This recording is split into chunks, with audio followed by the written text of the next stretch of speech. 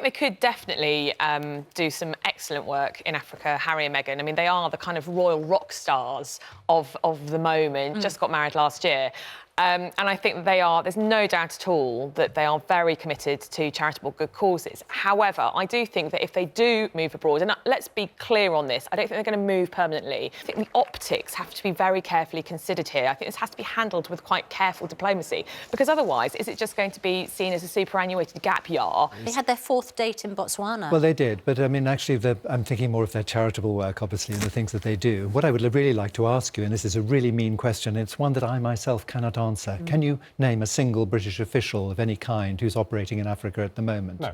Exactly. So Harry and Meghan would be fantastically good ambassadors for all the different causes. What about this white saviorism thing, though? Well, I mean, the thing is that they are...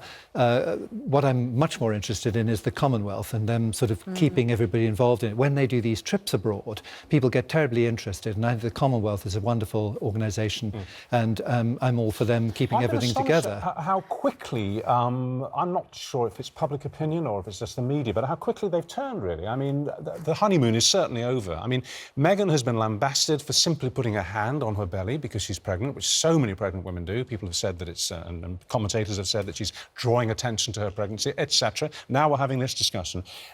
Has the bubble burst for them a bit? I think certainly there has been some negative headlines of Meghan, some of which have just been absolutely ridiculous and internet clickbait. I mean, why shouldn't a pregnant woman put her hand on her stomach? Right. I mean, criticism over her nail varnish. There is no protocol. I would like to make that very clear. When you marry into the royal family, you do not get a handbook saying, here is the royal protocol I missed handbook. that one. Her nail, what's wrong with her nail varnish? Oh, well, apparently she wore black nail varnish to a fashion awards. So what? Exactly. And she got criticised for it because, sake. you know, the Queen wears sort of pearly, very light pink. Oh, for God's sake. And I just thought that was ridiculous. Some of it has been, I think, sexist. I think certainly some of the criticism... Well, there's been criticism within this programme, it would be fair to say, that she perhaps leaves people behind in her wake when she has moved on in her career. Well, you've been Meghan, there's the phrase, isn't it? or you've been Markle's, But there's also that fractiousness within her family, and the fact that she no longer apparently speaks to her father, you know, who's obviously spoken directly to this programme as well. Do you blame her for not talking to her dad? Because I don't. I think he's an absolute toe rag.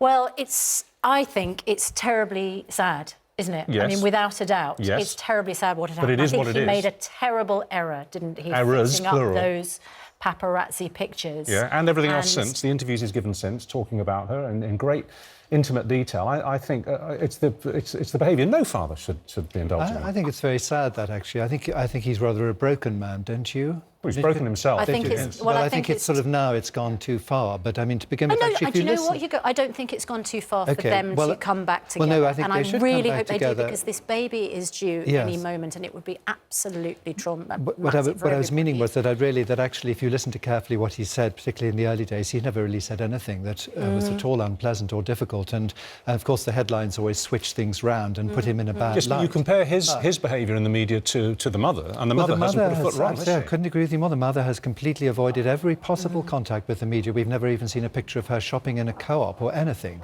How has that happened? I'm not so sure. But at any rate, the father, when she was a little girl, you know, he was the one who took her onto the set of Married with Children. He turned his bathroom into a dark room for her. He drove her to the early auditions. It's very sad, actually. It's so sad. And it is slightly Don't get me wrong, I'm not saying it's not sad. It is tragic. It's slightly indicative of something bad on one side or the other, if not both, actually, I think.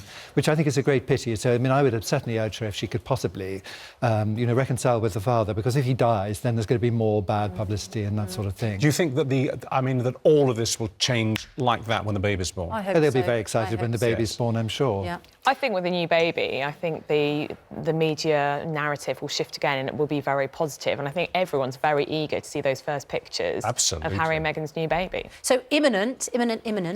You're royal correspondent for The Sun. How will you find out?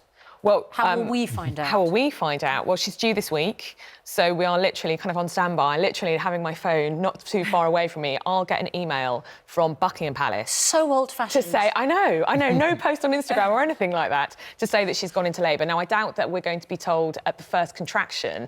I suspect that we won't get that email that she's in labour until she's quite well advanced, and then we'll be told... Do you think you'll even get that? Do you think you'll be told she's in labour? Yes, we are going to be told she's in labour, OK. yes. Well, we're all on standby here. Oh, good You'll be luck, the first good to know. If it happens in the morning, we'll tell you.